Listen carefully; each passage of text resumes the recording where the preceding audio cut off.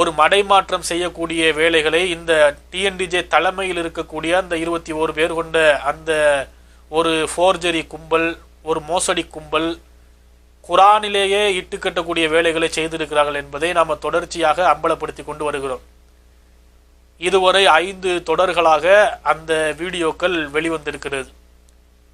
இதற்கெல்லாம் டிஎன்டிஜே தரப்பினரம் இருந்து எந்த ஒரு பதிலும் இன்று வரை வெளிவரவில்லை. அதிகாரப்பூர்வமாக நீங்கள் எங்கள் மீது சொன்னதெல்லாம் குற்றச்சாட்டுகள் எல்லாம் பொய், நாங்கள் அப்படி குரானில் எந்த விஷயத்தையும் நாங்கள் இட்டுக்கட்டலை, குரானில் உள்ளதைத்தான் நாங்கள் சொல்லியிருக்கிறோம் அப்படின்னு சொல்லி நம்மை நோக்கி நாம் வைத்த குற்றச்சாட்டுகளுக்கு பதிலளிக்கிற வகையில் ஒரு சின்ன துரும்பை கூட அவர்கள் நகர்த்தவில்லை, வாயை திறக்கவில்லை, இனியும் திறக்க மாட்டார்கள். ஏனென்றால் அவர்கள் இட்டுக்கட்டி இருப்பதை கையும் களவுமாக நாம் ஆதாரத்தோடு அம்பலப்படுத்தி இருக்கிறோம். இதற்கெல்லாம் வாய் திறந்து மேலும் அசிங்கப்பட்டு போவார் என்பதற்காகத்தான் அவர்கள் வாய் திறக்காமல் மௌனிகளாக திருடனுக்கு தேல் கொட்டியது போல வாயை பொத்தி கொண்டிருப்பது இன்னும் இதை உங்களுக்கு உறுதிபட தெரிவிக்கிறது. அதுபோக இப்படி இந்த மாநிலத்தில் இருக்கக்கூடிய அந்த மோசடி கும்பல், அவர்கள் நான் மோசடி என்று சொல்வது இந்த பொருளாதார மோசடியோ மற்ற குற்றச்சாட்டுகளை பற்றி நான் பேசவில்லை. நல்லா விளைங்கிறணும், மோசடிங்கிறாரு, திருட்டுங்கிறாரு, அப்படி பயன்படுத்தக்கூடிய வார்த்தைகள் எல்லாம் அவர்கள் காசு பணத்தில் திருடிட்டாங்க, காசு பணத்தில் மோசடி செஞ்சாங்க அப்படிங்கிறத பற்றி நான் அதை சொல்லலை. அது அதை சொல்வதற்கு வேறு வேறு கூட்டத்தார்கள் அதை சொல்லி கொண்டு இருக்கிறார்கள். நாம் சொல்லக்கூடிய மோசடி திருட்டுத்தனம் என்பது திருக்குரான் வசனங்களில், அவங்க பொருளாதாரத்தில் காசு பணத்தில் மோசடி பண்ணுறாங்களா பண்ணலையா, அது அவங்களுக்கும் அல்லாவுக்கும் உரிய, அது அவங்க திருடுனாங்கன்னா அதுக்குரிய தண்டனை வாங்கிக்கிற போகிறாங்க. மக்கள் பணத்தை சுரண்டி அதனால் அவங்க ஆதாயம் அடைஞ்சால் அதற்குரிய விஷயத்தை அவர்கள் பார்த்து கொள்வார்கள். ஆனால் நாம் இங்கே வைக்கக்கூடிய குற்றச்சாட்டு காசு பண்ண விஷயமோ மற்ற பொருளாதார மோசடிகளோ கிடையாது. குரான் வசனங்களில் மோசடி, திருக்குரான் ஆயத்துகளில் திருட்டு வேலைகள், இந்த மாதிரி குரான் ஹதீஸில் மார்க்கத்தில் அல்லாஹ்வினுடைய தீனில் நீங்கள் இட்டு கட்டியிருக்கிறீங்க, திருட்டு வேலை பார்த்துருக்கீங்கிறது தான் நான் பேசிக்கிட்டு இருக்கிறேன். அதை நான் பேசுறது தான் வேணும். ஏன்னா மார்க்கத்தில் குரான் ஹதீஸில் ஒருவன் இட்டு கட்டினால் அதை சக முஸ்லிமாக மார்க்கம் பயின்ற ஒருவனாக தட்டி கேட்க வேண்டியது, அதை சுட்டி காட்ட வேண்டியது, மக்கள் மத்தியில் அம்பலப்படுத்த வேண்டியது என்னுடைய கடமை, ஒவ்வொருவருக்கும் கடமை. தனி மனித தவறுகளை போட்டு தோண்டி துருவி அதை போட்டு நாம் விமர்சனம் செய்வதற்கு நாம் வரவில்லை. நாம் மார்க்கத்தை பேசுகிறோம். குரான் ஆயத்தில் இந்த வசனத்தில் நீங்கள் இட்டுக்கட்டுறீங்க, ஹதீஸுக்கு இப்படி தவறான விளக்கத்தை சொல்றீங்க, குரான்ல விளையாடிட்டு இருக்கிறீங்க என்பதைத்தான் நாம சொல்லுகிறோம். அதனால் இதை நீங்கள் முதலில் தெளிவாக புரிந்து கொள்ள வேண்டும். இப்ப இந்த 5 தொடர்களாக நாம் அந்த நிகழ்ச்சிகளை வெளியிட்டிருக்கிறோம். அந்த வீடியோக்களுக்கு கீழே நிறைய தௌஹீத் சகோதரர்கள் சில கேள்விகளை கேட்டிருக்கிறாங்க. அதெல்லாம் தொகுத்து ஒரு ஆர்டராக நம்ம அதுக்கு பதிலும் சொல்லவிருக்கிறோம். அதுபோக இப்ப சமீப காலமாக டிஎன்டிஜே தரப்பில் இருந்து ஒரு பதில் அப்படிங்கிற பெயரில் ஒரு விஷயம் பரவி வருது. நமக்கு கொடுத்த பதில் இல்லை, ஆனால் நமக்கு கொடுத்த பதில் அப்படின்னு சொல்லி அதை பரப்புகிறார்கள் டிஎன்டிஜே சகோதரர்கள்.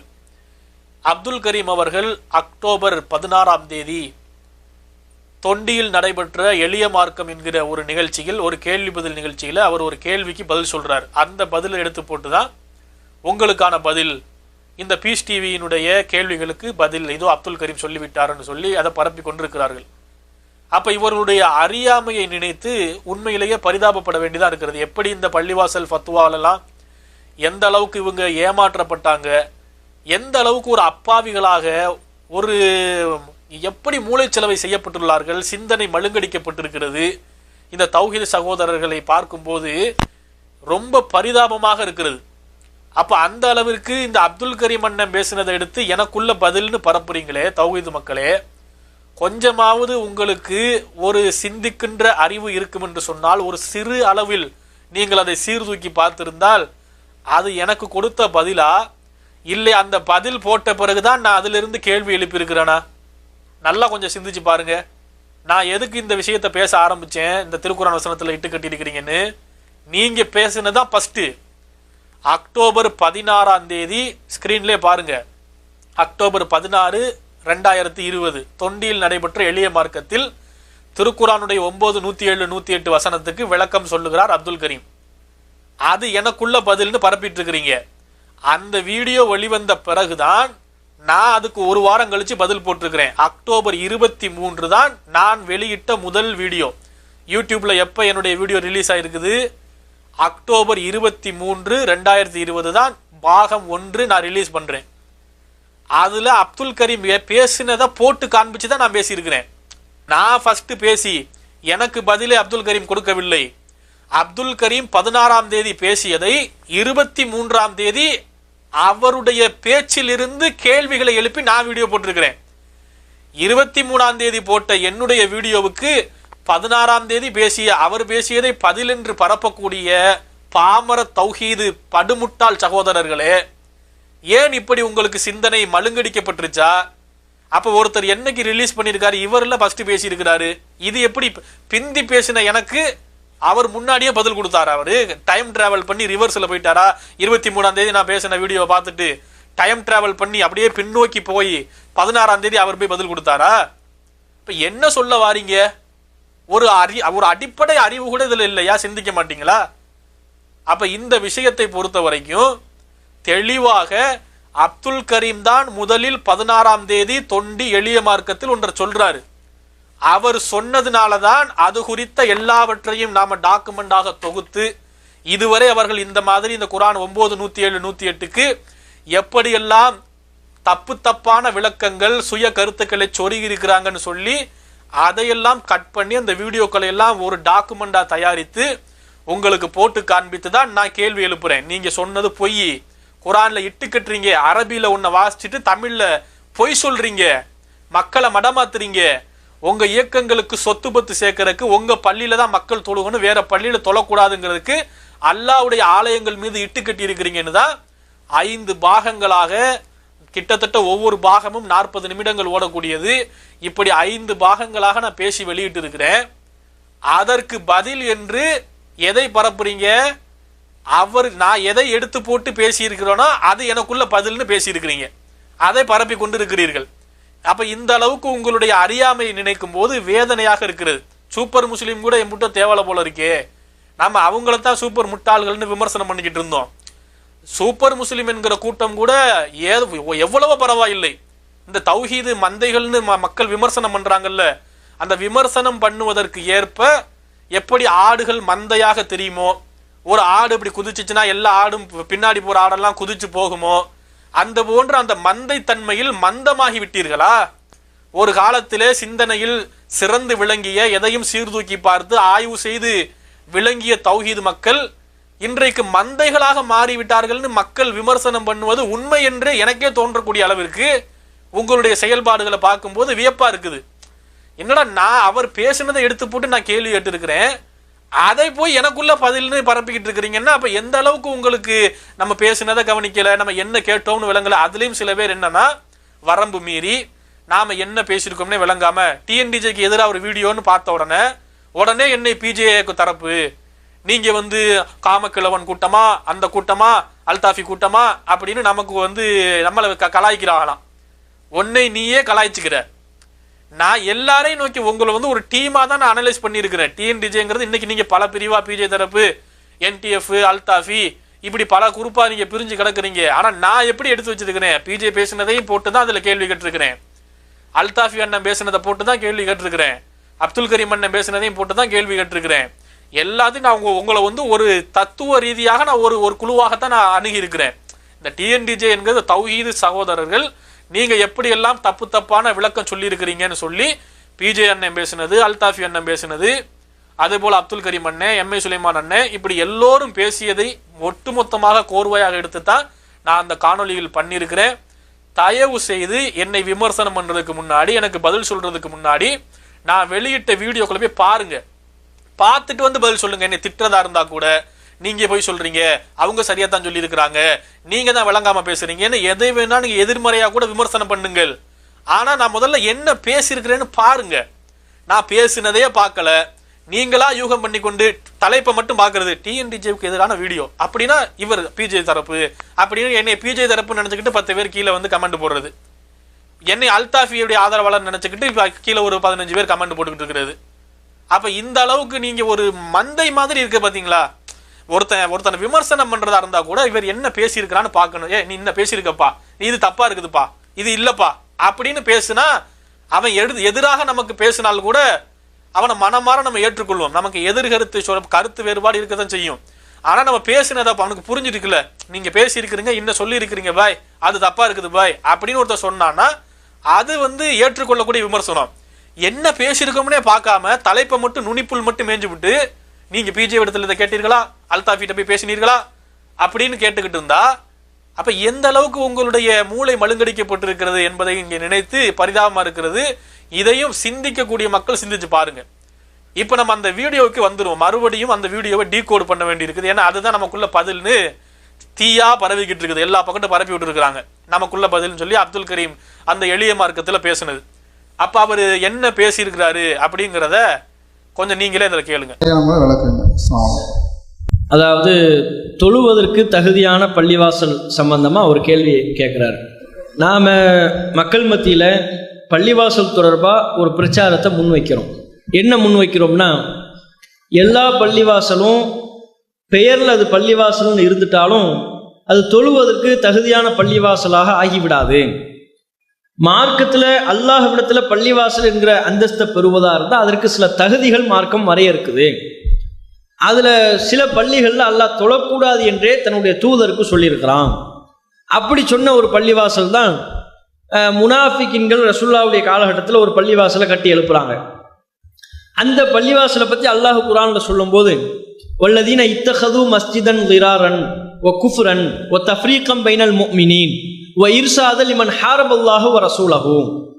இந்த முனாஃபிகின்கள் மக்களுக்கு தீங்கு ஏற்படுத்துவதற்கு இந்த பள்ளிவாசலை கட்டியிருக்கிறாங்க. மஸ்ஜிதன் லிராரன், மக்களுக்கு தீங்கு ஏற்படுத்தணும், கெட்டதை செய்யணும். அதுதான் இவங்க இந்த பள்ளியை கட்டியிருப்பதனுடைய நோக்கம். இப்போ பார்த்தீங்களா சகோதரர்களே, இந்த குர்ஆன் ஆயத்தை சொல்லி 9, 107, 108 வசனத்தை சொல்லி இதில் இந்த முனாஃபிக்குகள் இந்த ஒரு 4 தன்மைகளுக்காக ஒரு பள்ளியை கட்டுறாங்க, அங்கே போய் தொழக்கூடாதுன்னு அல்லாஹ் சொல்கிறான்னு சொல்லி அந்த பள்ளி கட்டப்பட்ட நோக்கம் அப்படின்னு சொல்லி அதில் பேசுவார். அந்த நோக்கத்தை தான் நம்ம பார்க்கணும் அப்படிம்பார்.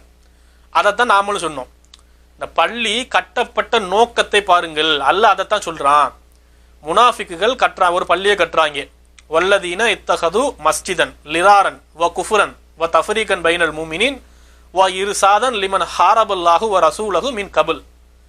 அல்லாஹுவை மறுப்பதற்காக, தீங்கிழைப்பதற்காக, மூமின்களுக்கிடையே பிரிவினைகளை ஏற்படுத்துவதற்காக, அல்லாஹ் ரசூலுக்கு எதிராக யுத்தத்திற்கு போனவங்களுக்கு அடைக்கலம் கொடுப்பதற்காக, இந்த 4 தன்மையை சொல்லி இதுக்காகவே ஒரு பள்ளியை ஒருத்தன் கட்டியிருக்கிறான். அங்க போய் ஒரு காலமும் தொழக்கூடாது, லா தக்கும் ஃபிஹி அபதா, ஒரு காலம் அங்க நீங்க வணங்காதீங்க அப்படின்னு அல்லாஹ் தடுக்கிறான். அப்போ ஒரு பள்ளி கட்டப்பட்டதே எதற்கு? இது நம்ம தெளிவாக நம்ம முந்தைய பாகங்கள்ல சொல்லி இருக்கிறோம்.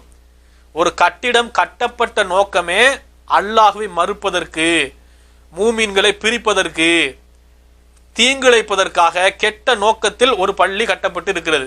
அங்க தொழக்கூடாதுன்னு அல்லாஹ் தடுக்கிறான். ஆனா நமக்குள்ள பிரச்சனை என்ன?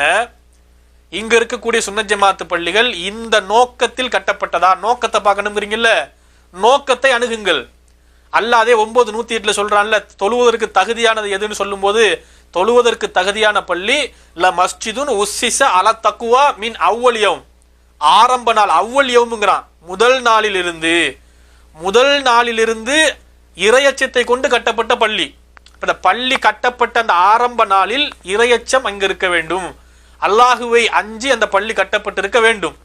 அந்த பள்ளி தொழுவதற்கு தகுதியானது. அஹக்கு அன் தகும ஃபீஹி, நீங்க தொழுவதற்கு அதிக தகுதி படைத்தது, ஹக்குடையது அப்படிங்கிற அல்லாஹ்.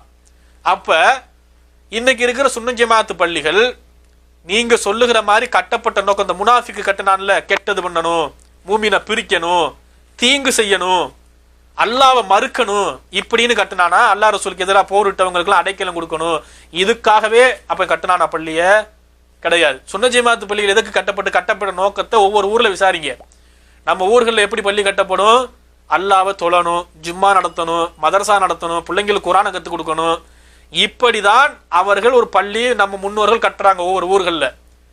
கட்டப்பட்ட பள்ளி பிற்காலத்தில் சில இமாம்கள் அதிலே ஷிர்கு, இணை வைப்பு போன்ற செயல்களை செய்கிறார்கள், மௌலுது ஓதுகிறார்கள். இந்த சட்டம் வேற. இதற்கு முன்மாதிரி காபத்துல்லான்னு சொன்னேன். காபத்துல்லா என்கிற புனித ஆலயம் அல்லாவை வணங்குறதுக்காண்டி அவ்வளியம் முதல் நாளில் முதல் மனிதர் ஆதம் அலைஹிஸ்ஸலாம் கட்டுறாரு. அதன் பிறகு ஏகத்துவ தந்தை இப்ராஹிம் அலைஹிஸ்ஸலாம் புனர் நிர்மாணம் செய்கிறாங்க.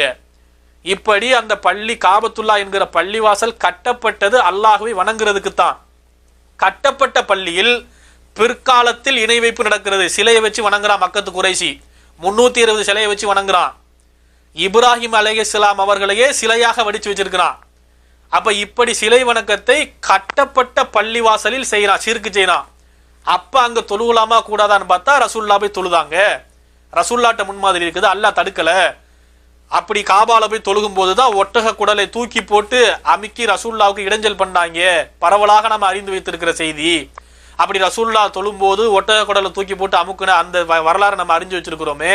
அப்ப ரசூல்லா போய் காபாவில் தொழுதார்களே, அந்த நேரத்தில் காபத்துல்லா பரிசுத்த தௌஹீது பள்ளிவாசலா, இல்லை 360 சிலை வணக்கம் நடந்து கொண்டிருந்த ஷிர்கு செஞ்ச பள்ளிவாசலா? ஷிர்கு செஞ்ச பள்ளிவாசல் என்று ஒட்டுமொத்த முஸ்லிம்களும் 73 கூட்ட முஸ்லிம்களும் ஏற்றுக்கொண்ட விஷயம். அப்ப அந்த சிறுக்கான நிலையில் சிலை வணக்கம் நடந்த நிலையில் ரசூல்லா காபாவில் போய் தொழுதார்கள். காரணம், பள்ளிவாசல் கட்டப்பட்டது அல்லாஹ் வணங்குறதுக்கு. கட்டப்பட்ட பள்ளியில பின்னாடி 4 கிறுக்கனுவ சிலையை வச்சு வணங்குறானுங்கிறதுக்காண்டி பள்ளிவாசல் தொழுவதற்கு தடை செய்யப்பட்டதாக ஆகாது. அந்த சட்டம் தான் நமக்கு வேண்டும். நம்ம சுன்னத் ஜமாத்து பள்ளிகள் பள்ளி கட்டப்பட்டதே முனாஃபிக்கு கட்டி வச்சிருக்கிறான்ல, அந்த மாதிரி குஃபுருக்காக, தீங்கிழைப்பதற்காக, மூமீன்களை பிரிப்பதற்காக, அல்லாஹ் ரசூலுக்கு எதிராக யுத்தத்துக்கு போனவர்களுக்கெல்லாம் அடைக்கலம் கொடுப்பதற்காக அப்படி கட்டப்படவில்லை. அவர்கள் பள்ளி கட்டியது சுன்னத் ஜமாத்தின முன்னோர்கள் பள்ளிவாசல் கட்டினது, ஒவ்வொரு ஊர்ல பள்ளி கட்டினது அல்லாவை தொழணும், நம்ம முகல்லால ஜும்மா நடக்கணும், மக்கள் தொழுக வேண்டும், நோன்பு திறக்கிறதுக்கு ஏற்பாடுகள் செய்ய வேண்டும், மதரசாக்கள் மூலமாக பிள்ளைங்களுக்கு குர்ஆன் ஓத கற்றுக் கொடுக்க வேண்டும். இப்படி நன்மையை நாடி நல்ல நோக்கத்தில் பள்ளியை கட்டினார்கள். கட்டப்பட்ட பள்ளிவாசலில் பிற்காலத்தில் ஒரு சில அஜரத்துகள் வந்து அவர்கள் சிறுக்கான தகடு போடுறது, தாயத்து போடுறது, ஓதி பார்க்கறது, மவுலுது ஓதுறது, இது மாதிரி இணை வைப்புகளை செய்ய ஆரம்பிச்சாங்கன்னா இவர்கள் செய்வது தவறு, இவர்களை அப்புறப்படுத்த வேண்டுமே தவிர இந்த சிறுக்கான செயல்களை தடுத்து நிறுத்துவதற்கான வேலையை செய்ய வேண்டுமே தவிர பள்ளியில சிறுக்கு நடந்தால் தொழக்கூடாது என்கிற நிலைப்பாட்டை எடுக்கக்கூடாது. கட்டப்பட்ட நோக்கம்தான் முக்கியம். அதற்கு கிளிப்பிள்ளைக்கு சொல்ற மாதிரி உதாரணம் சொன்னேன். ஒரு கட்டடம் இருக்கிறது, அது ஒரு ஸ்கூல் பில்டிங் இல்ல ஒரு மருத்துவமனைன்னு வச்சுக்கிறீங்க, ஒரு ஹாஸ்பிட்டல் பில்டிங். அந்த ஹாஸ்பிட்டல் பில்டிங் கட்டப்பட்டது மக்களுக்கு மருத்துவம் செய்வதற்கு, நோய்களை குணமாக்குவதற்கு, நோய் நிவாரணம், சிகிச்சை அளிப்பதற்காக ஒரு மருத்துவமனை கட்டப்பட்டு இருக்கிறது. அந்த மருத்துவமனையை ஆக்கிரமிப்பு செஞ்சு ஒரு ரவுடி கும்பல் விபச்சாரம் பண்ணுகிறான்னு சொன்னால் அவனை அடிச்சு துரத்தணும். அந்த கட்டிடம் மக்களுக்கு மருத்துவம் பார்க்க கட்டி கொடுக்கப்பட்ட கட்டிடம். அதை அரசாங்கம் மீட்டு மருத்துவமனையாக மாற்ற வேண்டும் என்பது ஒரு சாதாரண ஒரு புரிதல். அதே நேரத்தில் இன்னொரு கட்டிடம் இருக்கிறது. அந்த கட்டடம் கட்டப்பட்டதே விபச்சார விடுதி. விபச்சார விடுதினே அவன் அறிவிப்பு செஞ்சு இங்க விபச்சாரம் தான் பண்ண போறோம்னு சொல்லியே ஒரு விபச்சார பில்டிங் ஒருத்த கட்டியிருக்கிறான். அப்படி ஒரு கட்டடம் இருந்தால் அதை இடிச்சு தரமட்டமாக்குங்கள், அதை பூட்டி சீல் வையுங்கள் அப்படிங்கிறோம். அப்ப அந்த கட்டடத்துடைய நோக்கத்தை வச்சுதானே ஒன்றை தீர்மானிக்கிறோம். அதைத்தான் சொல்லுகிறோம். முனாஃபிக்குகள் பள்ளி கட்டினது வல்லதீன இத்தஹது மஸ்ஜிதன் லிராரன், அவன் கெட்டது பண்றதுக்காகவே ஒரு பள்ளியை கட்டினான். ஆனா நம்ம அணுகக்கூடிய பிரச்சனைகள், நம்ம ஊரில் சந்திக்கிற பிரச்சனைகள் கெட்டது பண்றதுக்காகவே பள்ளி கட்டப்படல. கட்டப்பட்ட பள்ளிவாசல்ல சில கெட்டது நடக்குது அப்படின்னா அதுக்குள்ள சட்டம் வேற, நோக்கத்தை கொண்டு இதை அணுக வேண்டும் என்று தெளிவாக சொல்லி இருந்தும் இதை விளங்காமல் இவர் பேசினது நமக்கு பதில் கிடையாது. இவர் பேசினதுல இருந்தா இப்ப எவ்வளவு கேள்வி எழுப்பியிருக்கோம் பாருங்க. இவர் பேசினதுக்கு நம்ம கேட்டதுக்கு சம்பந்தம் இல்லை. நாங்க கேட்டது கட்டப்பட்ட காபத்துல்லாவில் சிறுக்கு நடந்துச்சு, அங்க போய் ரசூல்லா தொழுதாங்க. ரசூலுடைய முன்மாதிரி ஹுஸ்வத்துல் ஹசனாவை நான் காட்சிட்டு இருக்கிறேன். நான் காமிக்கிறது ரசூல்லாவிடத்துல ஆதாரம் காட்சிக்கிட்டு இருக்கிறேன். அப்ப இப்படி சிறுக்கு நடந்த போது பள்ளி கட்டப்பட்ட நோக்கம் அல்லாஹ், காபத்துல்லா கட்டப்பட்டது அல்லாஹ் வணங்குறதுக்கு, அங்க போய் 4 கிறுக்கனுவ மக்கத்து குறைஷிக சிலையை வச்சு வணங்கிட்டா அது சிலை வணக்கம், அது ஷிர்காகி விட்டது, அதனால அங்க தொழக்கூடாது என்று தடுக்கப்பட்ட பள்ளின்னு ஆகாது. அது அல்லாஹ்வோட பள்ளி. அது போலதான் எல்லா பள்ளிகளுமே அன்னல் மசாஜிதல் இல்லா, பள்ளிவாசல்கள் எல்லாம் அல்லாஹ்வுக்கு உரியதுதான். அந்த பள்ளிவாசல்களில் கட்டப்பட்ட பிறகு பின்னாடி 4 பேர் சிறுக்கு வைக்கிறான்னா அவனை அப்புறப்படுத்துவோம், அவனை தடுத்து அந்த சிறுக்க தடுப்போம். பள்ளிவாசல் தொழுவதற்கு தடுக்கப்பட்டது ஆகாது என்பதை அடிப்படையான பேசிக்கான விஷயம் என்பதை நாம தெளிவாக முன்னாடியும் சொல்லியிருந்தோம், இந்த இடத்துலையும் உங்களுக்கு பதிய வச்சுக்கிறோம். இப்போ அடுத்த ஒரு விளக்கம் கொடுக்குறாரு பாருங்க. இந்த விளக்கம் தான் குரான்ல இட்டுக்கிட்டுறது சொன்னல, இதுல இருந்தா நான் கேள்வி கேட்டிருக்கிறேன். இப்படி நீங்க குரான்ல இட்டுக்கிட்டுறீங்கன்னு நீங்க பேசுனத போட்டு காமிச்சு தான் கேள்வி கேட்டிருக்கிறேன் பாருங்க. ஓ குஃப்ரன், இணை வைப்பான காரியத்தை செய்வதற்காகவும், ஓ குஃப்ரன், இணை வைப்பான காரியத்தை செய்வதற்காகவும், ஓ குஃப்ரன், இணை வைப்பான காரியத்தை செய்வதற்காகவும். குஃப்ரன்னா இணை வைப்பான காரியங்களை செய்வதற்காக. குஃப்ரன்னா இணை வைப்பானே. அப்துல் கரீம் அண்ணே, அரபி படிச்சிருக்கிறீங்கல்ல, குஃபுர்னா என்ன? அந்த வார்த்தையை சொல்லுமே, காஃபிர், கஃபர, குஃபுர், இறை மறுப்பு, நிராகரிப்பு. காஃபிர் என்பவர் மறுப்பவர். ஷிர்க்குனா இணை வைப்பு. ஷிர்க்கு ஒழிப்பு மாநாடுன்னு ஒன்று போட்டீங்களே, என்ன போட்டீங்க? காஃபிர் ஒழிப்பு மாநாடு, குஃபுர் ஒழிப்பு மாநாடுன்னு போட்டீங்களா? ஷிர்க்கு ஒழிப்பு மாநாடுன்னு போட்டீங்க. ஷிர்க்குனா என்ன? அல்லாஹ்வுக்கு இணை வைக்கிறது, ஷிர்க்கு வைக்கிறது. தகடு, தாயத்து, இந்த மாதிரி மவுலுது, இப்படி மக்கள் மத்தியில், முஸ்லிம்கள் மத்தியில் இருக்கின்ற அல்லாஹ்வுக்கு இணை வைக்கக்கூடிய தர்கா வழிபாடு போன்ற ஷிர்கான விஷயங்களை ஒழிக்கிறதுக்கு தான் நீங்க பிரச்சாரம் மேற்கொண்டீங்க. குஃபுரை ஒழிப்பதற்குள்ள பிரச்சாரம் நீங்க மேற்கொள்ள, அது இந்த இந்தியாவில் செய்ய முடியாது. குஃபுர்னு சொன்னா அல்லாஹ்வை ஏற்றுக்காதவர்கள் பல பேர் இருக்கிறார்கள். காஃபிர்கள் இருக்கிறாங்க, நாத்திகர்கள் இருக்கிறாங்க. ஷிர்க்குன்னு சொன்னா அல்லாஹ்வை நம்புவாரு, அல்லாஹ்வை நம்பிக்கிட்டே அல்லாஹ்வுக்கு இணையாக வேற ஒன்றை ஏற்படுத்திக்கிறார். அல்லாஹ்ட்ட கேட்க வேண்டியது அவுலியாட்ட கேட்பாரு, அல்லாஹ்வுடைய அந்தஸ்துக்கு ரசூலுல்லாஹ்வை புகழ்ந்து பாடுவார் மௌலுது மாதிரி. இப்படி ஷிர்க்குன்னு சொன்னா ஈக்குவல், அல்லாஹ்வுக்கு இணை கற்பித்தல். குஃபுர்னு சொன்னா அல்லாஹ்வை மறுத்தல் அப்படிங்கிறது பச்சை புள்ளைக்கும் விளங்கும். இங்கதான் இட்டுக்கட்டுறது சொன்னேன்ல, பொய் பசங்க, ஃப்ராடு பசங்கன்னு சொன்னேன்ல, எப்படி அழகா வார்த்தையை போறாரு பாத்தீங்களா? அரபியில குஃப்ரன் அப்படிம்பாரு, தமிழ்ல என்ன சொல்லுவாரு? இணை வைப்புக்காக. பாருங்களேன், ஓ குஃப்ரன், இணை வைப்பான காரியத்தை செய்வதற்காகவும். குஃபுரன், கரிமண்ணே, குஃபுரன் இணை வைப்பு இல்ல, குஃபுரன் சொல்லுங்க, இறை மறுப்புக்காக. ஓ குஃப்ரன், இணை வைப்பான காரியத்தை செய்வதற்காகவும். குஃபுரன் விளங்குதா? குஃபுரன், குஃபுரன், குஃபுரன், குஃபுரன் இறை மறுப்புக்காக, இணை கற்பித்தல் இல்ல. தெளிவா சொல்லுங்க மறுபடி, குஃபுரன் இறை மறுப்புக்காக. ஓ குஃப்ரன், இணை வைப்பான காரியத்தை செய்வதற்காகவும். முடியல கரிமண்ணே, மூச்சு வாங்குது. ஏன் தான் இப்படி பண்றீங்க? குஃபுரன்னா இணை வைப்பு இல்லனே, ஷிர்க்குனா தானே இணை வைப்பு, குஃபுருனா இறை மறுப்புனே. உங்கள்கிட்ட சொல்லி இனிமே பேசி பிரயோஜனம் இல்ல. அப்துல் நாசர் அண்ணே, நீங்களா சொல்லப்படாதா? உங்க நண்பர் தானே, மாநில தாயியா போட்டிருக்கிறீங்க, மாநில துணை பொதுச் செயலாளர்னு ஒரு பதவி வேற கொடுத்துருக்கிறீங்க. குஃபுருங்கிறதுக்கு இணை வைத்தல்னு அர்த்தம் வைக்கிறாருன்னு, அதுல இணை வைத்தல்ங்கிற சிறுக்குங்கிற வார்த்தையை அல்லாஹ் இங்க சொல்லல. சிறுக்கு நடக்கிற பள்ளியில தொழக்கூடாதுன்னு அல்லாஹ் சொல்லவே இல்லை. இங்க நீங்களா கொஞ்சம் சொல்லுங்கண்ணே அவருக்கு. குஃபுருனா இறை மறுப்புன்னு சொல்லி கொடுங்க. குஃப்ரன், அல்லாஹ்க்கு இணை வைக்கக்கூடிய காரியங்களை செய்வதற்காக உண்டாக்கி இருக்கிறார்கள். அப்துல் நாசர் அண்ணே, என்ன நீங்களும் இப்படி இறங்கிட்டீங்களா? குஃபுரன்னா இறை மறுப்புனே, இணை வைக்கிறது இல்ல. நீங்களுமா சொல்லுங்கண்ணே, குஃபுரன் இறை மறுப்பு, இணை வைத்தல் இல்ல. குஃப்ரன், அல்லாஹ்க்கு இணை வைக்கக்கூடிய காரியங்களை செய்வதற்காக உண்டாக்கி இருக்கிறார்கள். குஃபுரன் இறை மறுப்பு. குஃப்ரன், அல்லாஹ்க்கு இணை வைக்கக்கூடிய காரியங்களை செய்வதற்காக உண்டாக்கி இருக்கிறார்கள். ஓ குஃப்ரன், இணை வைப்பான காரியத்தை செய்வதற்காகவும். அட அல்லாவே, பாத்தீங்களா? மக்கள் பாத்துக்கிறங்க, இதுதான் இவங்க லட்சணம். அரபியில குஃபுருன்னு சொல்றது, தமிழ்ல தனக்கு வேணுங்கிற பொருளை சொருகிறது. இணை வைப்பு காரியங்கள் அப்படின்றது, இணை வைக்கிறதுக்காக அப்படின்றது. அப்ப இதுக்கு பேர் தானே இட்டுக்கட்டுறது. அந்த அர்த்தம் அதுல இல்லையில. குஃபுருன்னு அல்லாஹ் சொல்றான். குஃபுருக்காக ஒரு பள்ளின்னு சொன்னா ஷிர்க்குக்கான பள்ளின்னு நீ ஏன் மாத்துற? இதான இட்டுக்கட்டுறது. இதைத்தானே நான் கேள்வி எழுப்பியிருக்கிறேன். இதுக்கு தானே நீ பதில் சொல்லணும். உன் வீடியோ போட்டு காமிச்சானே நான் கேள்வி கேட்டிருக்கிறேன். அதுக்கு பதில் சொல்லாம நான் எதை போட்டு கேள்வி கேட்டிருக்கிறேனோ அதையே எனக்கு பதில்னு பரப்புறீங்கன்னா பார்த்துக்கொள்ளுங்க தௌஹீத் மக்களே. இப்படிதான் இட்டு கட்டுவாங்க. இதே மாதிரி இந்த வீடியோல மட்டும் ஒரு 15 தடவை நான் நோட் பண்ணி வச்சிருக்கேன். இப்ப பேசும்போது அடுத்த கிளிப்பிங் வரும்போது பார்த்துக்கிட்டே வாங்க. 15 தடவைக்கு மேல குஃபுரன்னா இணை வைக்கிறதுன்னு நிலைநிறுத்த பார்ப்பார். இப்ப இவருக்கு நம்ம ஒன்று சொல்லிக்கிறோம்.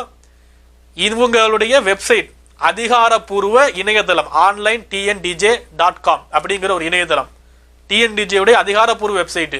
இதுல இந்த 9, 107, 108க்கு விளக்கம் போட்டிருக்கிறாங்க பாருங்க. எழுத்துல எழுதும் போது சரியா எழுதி மாட்டிக்கிறோம்ல, எழுத்துல கொடுத்துட்டோம்னா வெப்சைட்ல டாக்குமெண்டா இருக்குது. வாய் தவறி வந்துருச்சுன்னு கூட பேசும்போது சொல்லிக்கலாம், வாய் தவறி விட்டுட்டாங்க அப்படின்றலாம். ஆனா எழுத்துல எழுதுனா கண்டிப்பா அது ரெக்கார்டா இருக்கும், அதனால மாட்டிக்கிறோம்னு சொல்லிட்டு எழுத்துல கரெக்டா மொழியாக்கம் பண்ணிருப்பா. அதுல பாருங்களேன், உங்களுடைய டிஎன்டிஜே ஆன்லைன் டிஎன்டிஜே இணையதளத்தில் 9-107-108 எப்படி எழுதியிருக்கிறீங்க? தீங்கிழைப்பதற்காகவும் ஏக இறைவனை மறுப்பதற்காகவும். கரெக்டா போட்டிருக்கிறீங்கல்ல.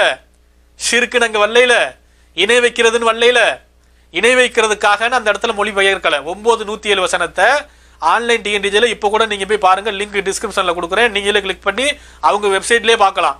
ஒருவேளை தூக்குனாலும் தூக்கிடுவானுங்க, அதுக்காண்டி தான் ஸ்கிரீன்ஷாட் எடுத்து அர்ச்சைவ் பண்ணி வச்சிருக்கிறேன், அழிக்கவும் முடியாது, அழிச்சாலும் மாட்டிக்கிடுவாங்க. அப்ப நீங்க அதில் பார்த்தீங்கன்னா உங்களுக்கு தெளிவா விளங்கும். 9-107 என்னவா விளக்கம்? லிராரன் அப்படின்னா அதுக்கு கீழே தீங்கிழைப்பதற்காக போட்டிருப்பாங்க. குஃப்ரன்கிறதுக்கு வித்தின் பிராக்கெட் போட்டு தெளிவா காட்டுறாங்க, ஏக இறைவனை மறுப்பதற்காக. அப்ப தெளிவா விளங்குதுல, குஃபுர்னா மறுப்பது, அல்லாஹ் ஏக இறைவனை மறுத்தல், அல்லாஹ்வை மறுப்பது. அந்த முனாஃபிக் கட்டின பள்ளி எதுக்குன்னு அல்லாஹ் சொல்றான்? குஃபுருக்காக, அல்லாஹ்வை மறுப்பதற்காக ஒரு பள்ளி கட்டினான் அந்த முனாஃபிக். ஆனா இங்க சுன்ன ஜமாத் மக்கள் யாராவது ஒருத்தராவது அல்லாஹ்வை மறுக்கணும், அல்லாஹ்னே இல்ல, அல்லாஹ்னு ஒருத்தனை ஏத்துக்கிற மாட்டேன், அல்லாஹ்னு ஒருத்தன் கிடையாதுப்பா, அல்லாஹ் மறுக்கிறோம், குஃபுர் செய்ய போறோம் அப்படின்னு பள்ளி கட்டியிருந்தா நீ காட்டு. அப்ப கட்டப்பட்ட நோக்கம்னு வாய்களையே வக்கனையா பேசுனீங்கல்ல. அப்ப இந்த 9-107 ஷிர்க்குங்கிற வார்த்தை இல்லவே இல்லை, நீ இட்டு கட்டி இருக்கிற. இணை வைத்தல் அப்படிங்கிற வார்த்தை இந்த 9-107-108 கொண்டு ஒரு வார்த்தையை காட்டு பார்ப்போம். ஷிர்க்கு அப்படின்னு அரபியிலையோ இல்ல தமிழ்ல இணை வைப்புனோ நீ மொழிபெயர்த்த மாதிரி ஒரு இடத்துல காட்டு பார்ப்போம். 9-107-108 அது இல்லவே இல்லை, அந்த அல்லாஹ் அதை சொல்லவே இல்லை. ஷிர்க்கு நடக்கிற பள்ளியில தொழுகாதீங்க, தீங்கிழைக்கிற பள்ளியில தொழுகாதீங்க இப்படின்னு அல்லாஹ் சொல்லும் போது அதுல ஷிர்க்கு அப்படிங்கிற வார்த்தை அல்லாஹ் சொல்லல, குஃப்ருன்னு சொல்றான். குஃப்ரு நடக்கிற பள்ளியில தொழுகாதீங்கிறான். ஏன்னா குஃப்ருனா முடிஞ்சு போச்சு, அல்லாஹ்வே ஏத்துக்கலையே, அல்லாஹ்வே ஒருத்தன் ஏத்துக்கல, குஃப்ரு ஆகி போச்சு. அது உதாரணத்துக்கு கோயில்ல தொழ முடியுமா? அவன் கோயில்ல அல்லாஹ்னு ஒரு கடவுளை ஏத்துக்க மாட்டான், வேற ஒரு கடவுளை வணங்குவாங்க, அங்க போய் தொழ முடியாது. சர்ச்சில் போய் தொழ முடியுமா? அவன் ஜீசஸ கடவுளுங்கிறான், அல்லாஹ்வை கடவுள்னு ஏத்துக்கிற மாட்டான் கிறிஸ்தவன். அப்ப அங்க போய்கிட்டு சொல்ல முடியாது, ஏன்னா அவன் கடவுளை ஏத்துக்கல, அல்லாஹ்வை ஏத்துக்கொள்ளல, ரசூலை ஏத்துக்கிறல, குரானை இறைவேதம்னு ஏத்துக்கிறல. அவன் மறுப்பில் இருக்கிறான், குஃபிர், அவன் இறை நிராகரிப்பில் இருக்கிறான். அப்படிப்பட்டவன் கட்டுற பள்ளியில தொழ முடியாது, சாதாரண விஷயம். ஆனா ஷிர்க்கு நடக்கிற பள்ளியில தொழக்கூடாதுன்னா காபத்துள்ளாலேயே தொழ முடியாம போயிருமே, அப்படி அல்லாஹ் தடுக்கலையே. அப்ப இதை நீங்க தெளிவாக விளங்கி கொள்ள வேண்டும். இப்படித்தான் இட்டுக்கட்டுறது, இதுக்கு பேர் தானே குரான்ல இட்டுக்கட்டுறது. யூத நசாராக்கள் மாதிரி சுய கருத்தை புகுத்துறது, அரபியில ஒன்ன வாசிச்சு விட்டு தமிழ்ல வேற வியாக்கியானம் கொடுக்கிறது, இதுதான் திருட்டு வேலை. திருக்குரானில் திருட்டு வேலை செய்யும் திருடர்குல திலகம் அப்துல் கரீம் அண்ணே, இதுல ஏன் திருட்டு வேலை பண்ணிருக்கிறீங்க? அப்ப இதுக்கு பதில் சொல்லுங்க. இதுக்கு நீங்க பதில் சொல்லாத வரைக்கும் மக்கள் மத்தியில இதை நாங்க சொல்லிக்கொண்டே தான் இருப்போம். உங்களுக்கு ஒரு நிர்பந்த நிலை, மக்களே உங்களை செருப்பால் அடித்து துரத்துகிற நிலை ஏற்படும். அப்பதான் நீங்க திருந்துவீங்க. இல்லைன்னா குரான்ல இப்படிதான் இட்டு கட்டிட்டு இருப்பீங்க. அப்ப அடுத்து அவர் பேசுறத கேளுங்க, அடுத்து என்ன சொல்றாருன்னு பாருங்களேன். அப்படின்னு அல்லாஹ் சொல்றான், முனாஃபிகின்கள் கட்டி எழுப்பிய ஒரு பள்ளிவாசலை குறித்து, அந்த பள்ளிவாசலினுடைய தன்மைகளை குறித்து அல்லாஹ் குரான்ல சொல்லிட்டு, இவன் கட்டின பள்ளிவாசல் இன்னென்ன தன்மையில இருக்கு, இவன் அல்லாஹ் வணங்கணுங்கிறதுக்காக வேண்டி கட்டலை, மக்களுக்கு கேடு செய்ய கட்டியிருக்கிறான், ஷிர்கான இணை வைப்பான காரியங்களை அரங்கேற்ற கட்டியிருக்கிறான். மறுபடியும் பாத்தீங்கல்ல, இணை வைப்பு அப்படின்றாரு. இணை வைப்புன்னு அந்த சப்ஜெக்டே அல்லாஹ் அதுல சொல்லல, மறுபடி இணை வைப்புன்றாரு. அடுத்து பாருங்க, மறுபடி இப்ப உள்ள காலத்துல அப்படியான ஒரு பள்ளிவாசல் இருக்குமே, ஆனால் இணை வைப்பு காரியத்தை செய்வதற்கும் மறுபடியும் ஷிர்க் இணை வைப்புன்னு சொல்லுவாரு. இப்படிதான் இந்த வீடியோ முழுக்க ஒரு 15 தடவைக்கு மேல, இந்த வீடியோவே 19 நிமிஷம், 19 நிமிஷம் வீடியோல 15 தடவைக்கு மேல அந்த குரான் வசனத்துல இல்லாத ஒரு கருத்தை சொல்றது. இணை வைப்பு இணை வைப்பு இணை வைப்புனே இல்ல. அப்துல் கரீம் அண்ணே, ஏன் அப்படி இட்டு கட்டுறீங்கண்ணே? ஏன் அப்படி இறங்கிட்டீங்க? இப்படி தரங்கட்டியே இறங்குறீங்க? இருந்தா சொல்லுங்க, அதுல இணை வைப்பு ஷிர்க்குன்னு அல்லாஹ் தடுத்துட்டான்னா காட்டுங்க. நாங்களும் ஆளா பிரச்சாரம் பண்றோம், அல்லாவே தடுத்துட்டான்ப்பா, ஷிர்க்கு நடக்கிற இடம்னு சொல்லிட்டான்ப்பா, அதுல தொழக்கூடாதுப்பா அப்படின்னு நாங்க சொல்றோம். அல்லாஹ் தடுக்காததை நீ ஏன் தடுக்கிற? நீ ஏன் தடுக்கிற? உனக்கு என்ன அதிகாரம்? அல்லாஹ் ரசூல் தடுக்கவில்லை, ரசூலே தொழுது இருக்கிறார்கள் சொல்லிக்கிட்டு இருக்கிறோம். காபத்துள்ளால ஷிர்க் நடக்கும்போது தொழுதாங்கன்னு சொல்லிட்டு இருக்கிறோம். அப்ப நீ அதை ரசூல்லாவுடைய முன்மாதிரியே பிழைங்கிறியா? ரசூல்லா தெரியாம தொழுதுட்டாங்க, ஷிர்க் நடந்ததுதான் தொழக்கூடாதுதான், ரசூல்லாவுக்கு விளங்கல, எங்களுக்கு இது விளங்கிருச்சு அப்படிங்கிறீங்களா? இட்டு கட்டுறதை நிப்பாட்டி கொள்ளுங்கள். இப்படி இட்டு கட்டிக்கிட்டே போறதுதான் உங்களுடைய வழிகேடு, மக்கள் மத்தியில போட்டு உரிச்சுக்கிட்டு இருக்கிறோம். அடுத்து பாருங்க மறுபடியும் என்ன பேசியிருக்கிறாருன்னு. இல்ல, இது முனாஃபிகின்கள் கட்டி எழுப்பிய குறிப்பிட்ட அந்த பள்ளிவாசலுக்கு தானே சொல்லப்பட்டுச்சு. அதை போய் இப்போ உள்ள பள்ளிவாசல்களுக்கு ஏன் பொறுத்துறீங்க அப்படின்னு சிலர் கேட்குறாங்க. இது அவர் முன்வைக்கிற ஒரு கேள்வி. இந்த பார்வையை தப்பு. குர்ஆனை அணுகக்கூடிய விதத்தில் அவர்கள் தவறளிக்கிறார்கள். யார் அப்படி அணுகுனாலும் அவங்க தவறான ஒரு பார்வையை செலுத்துகிறார்கள் அப்படின்னு தான் ஆகும். ஏன்னு சொன்னா, குர்ஆனை பொறுத்தவரையிலையும் சில அறிவுரைகள் பொதுவாக, சில அறிவுரைகள் குறிப்பிட்ட ஒரு சாராரை நோக்கி தான் சொல்லப்பட்டிருக்கும். ரெண்டு பேர் குர்ஆன்ல ஏராளமான அறிவுரைகள் இருக்கு. குறிப்பிட்ட சில அறிவுரைகள் பார்த்தீங்கன்னா பொதுவாக அறிவுரை சொல்லப்பட்டிருக்கும். யார் இதை செய்கிறாரோ, யார் தொழுகை நிலைநாட்டி, யார் ஜகாத் கொடுத்து. 2 hours later. முனாஃபிக்கீங்க கட்டியெழுப்பி பள்ளிவாசல் தொடர்பில் சொல்லப்பட்டாலும் அது உள்ள சட்டம் என்பது என்ன? இன்றைக்கும் இப்படியான தன்மையில சில பள்ளிவாசல்கள் இருக்கும் என்றால் அதையும் நபிகள் நாயகம் அவர்களும் நாமும் புறக்கணிக்க வேண்டும் என்பதுதான் அதில் உள்ள அர்த்தம். நீங்க ஒண்ணு கேட்டீங்கன்னா உங்களை அசர வைக்கிற மாதிரி வேற ஒரு பதில் சொல்லுவாரு. அது உங்களுக்கு இங்க புரியாது. நீங்க செத்து செமலோகம் போனதுக்கு அப்புறம் தான் புரியுங்கிற மாதிரி, கபருக்குள்ள போனதுக்கு அப்புறம் தான் உங்களுக்கு அதெல்லாம் புரியும். அப்ப அந்த அளவுக்கு படு பயங்கரமா ஒரு தத்துவத்தை சொல்றது. கேட்ட கேள்விக்கு பதிலே வரல, சம்பந்தம் இல்லாம வளவளா கொலகொலான்னு இப்படித்தான் நேரத்தை கடத்துறது. ஏதாவது ஒன்று கேட்டோம்னா எங்கேயாவது போயிடுறது, அங்கே சுற்றி இங்கே சுற்றி அங்கே சுற்றி இங்கே சுற்றி அப்படியே சுற்றி வந்து கேட்டவனே கடுப்பாயி என்னடா இந்த ஆள்கிட்ட போய் எதுக்கடா கேள்வி கேட்டோங்கிற அளவுக்கு மக்கள் அப்படி மண்டை குழம்புற அளவுக்கு சம்பந்தம் இல்லாமல் பேசிட்டு இருக்கிறது. இப்போ கேட்ட கேள்வி என்ன, வந்துட்டாங்க பாடம் நடத்த வந்துட்டாங்க. இவ பண்றது திருட்டு வேலை. இந்த திருட்டு பண்டாரம் நமக்கு பாடம் நடத்துறாங்களாம். குர்ஆனை புரிந்து கொள்வது எப்படி தெரியுமா? குர்ஆனை புரிந்து கொள்வதுன்னா ஒரு சாராருக்கு தான் ஒரு வசனம் அருளப்படும். அந்த சாராருக்கு அருளப்பட்டிருக்குன்னா அது மட்டுமா எடுத்துக்கிற கூடாது, எல்லாரும் தான் எடுத்துக்கிறணும். ஆயிஷா ரலியல்லாஹு அன்ஹா அவங்களுக்காகத்தான் அந்த அவதூறு சட்டம் அருளப்பட்டுச்சு.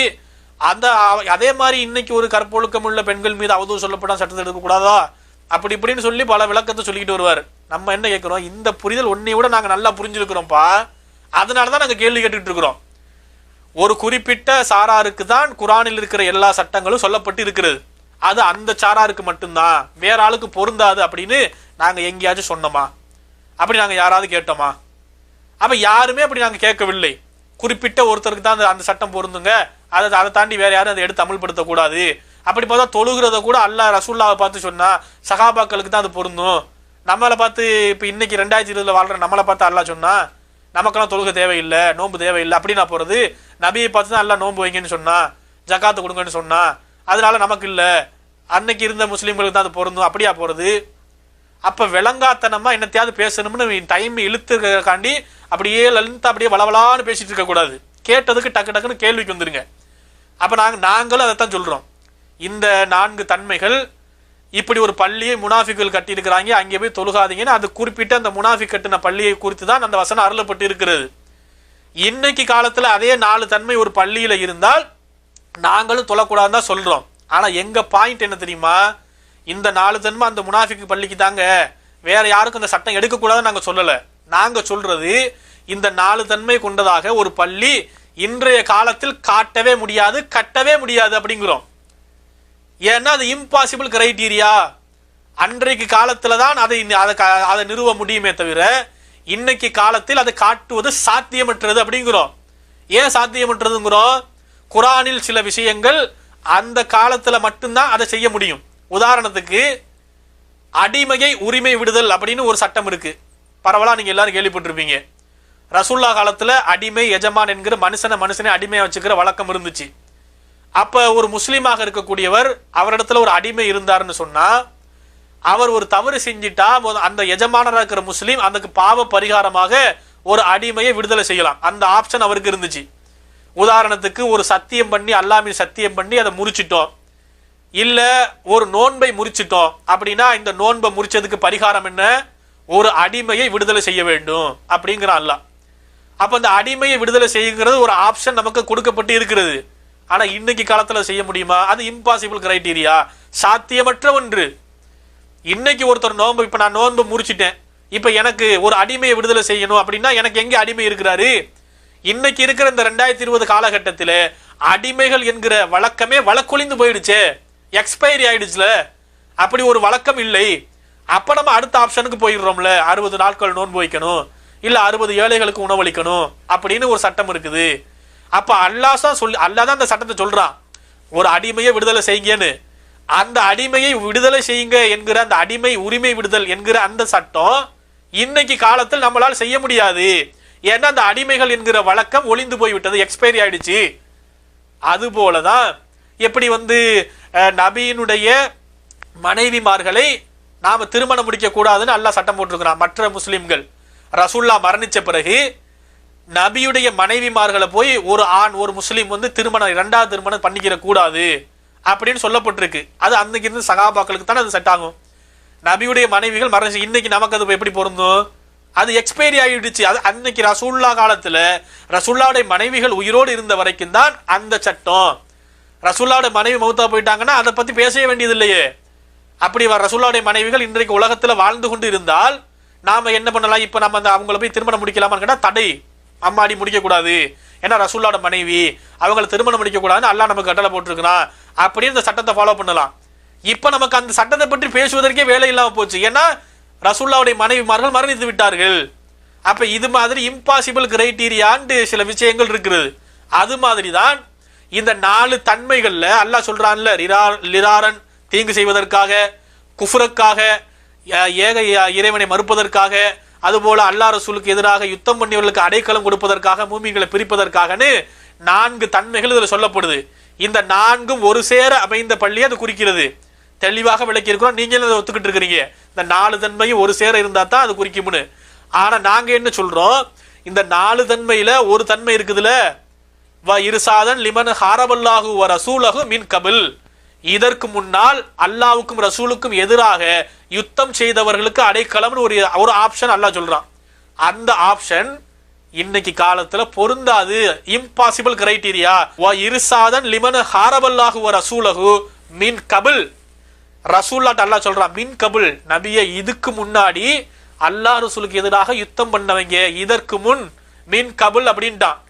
அப்ப அதன் மூலம் யாரை அது தெளிவாக குறிக்கிறது?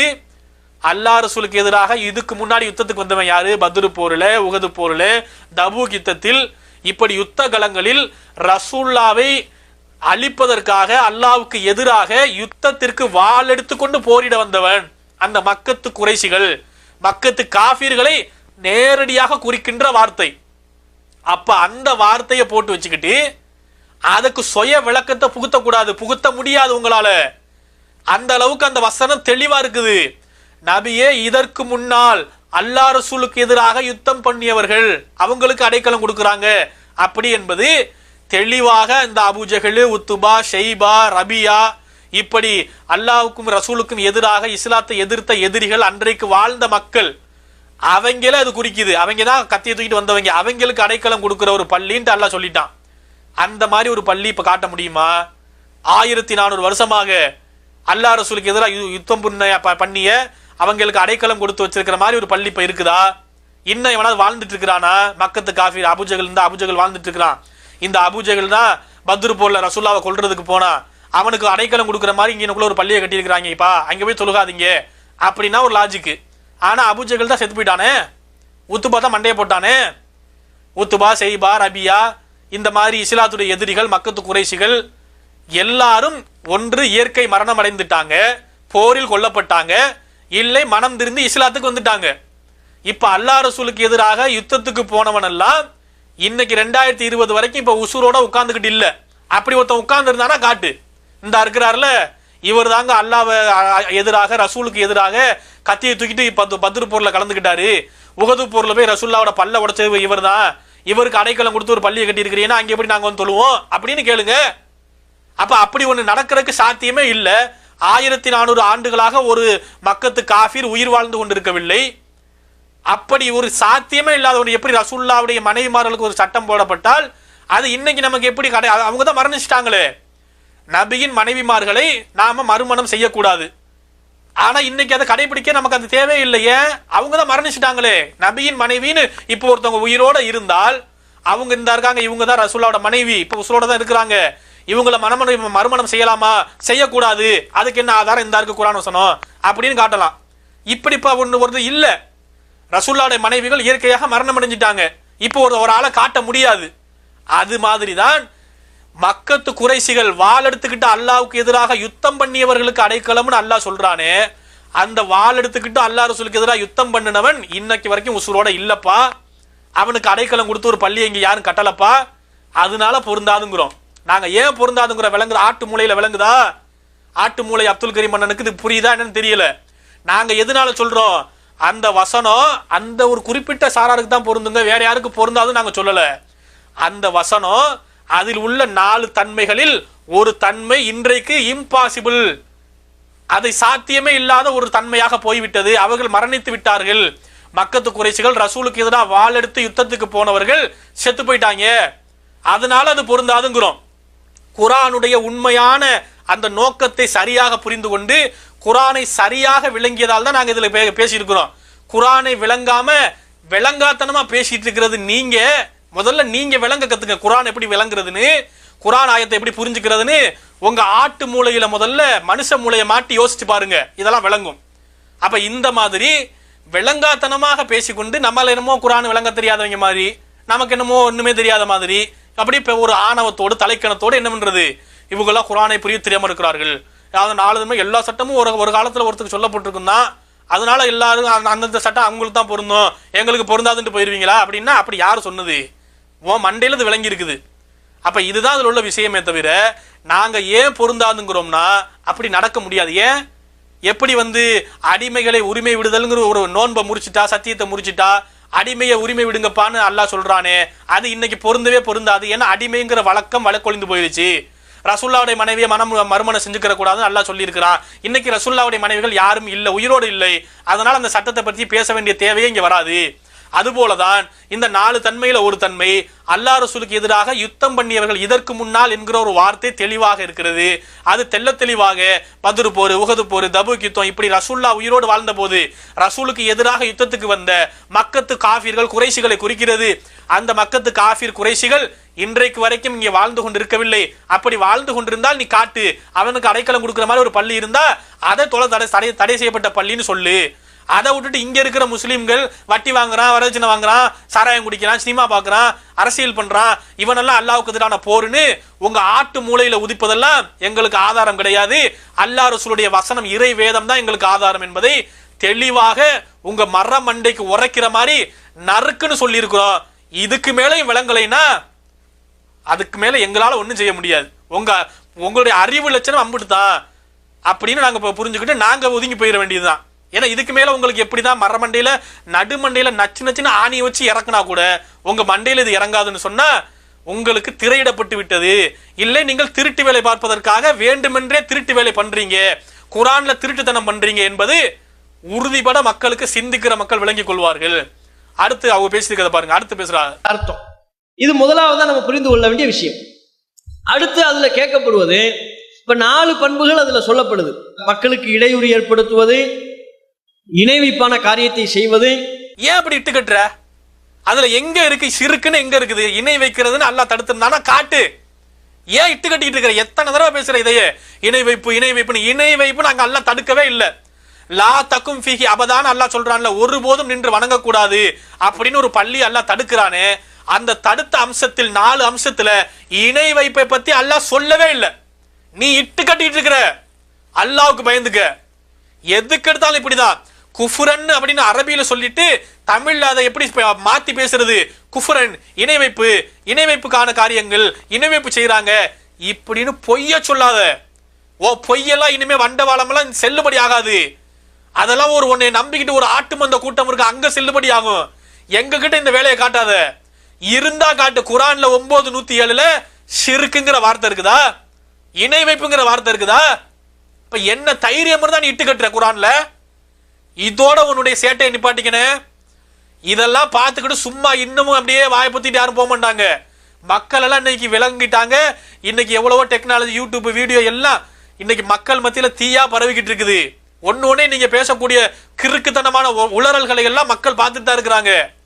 அப்ப தெளிவா இந்த வேலையை நிப்பாட்டிக்க. குர்ஆன்ல இட்டுக்கட்ட இருந்தா சொல்லு, குர்ஆன்ல அப்படி இருந்தா காட்டு. இணை வைப்பு நல்லா தடுத்திருந்தானா காட்டு. அப்ப அல்லாஹ் தடுக்கல, ரசூல்லா தடுக்கல, ரசூல்லாவே செஞ்சிருக்கிறாங்கிற.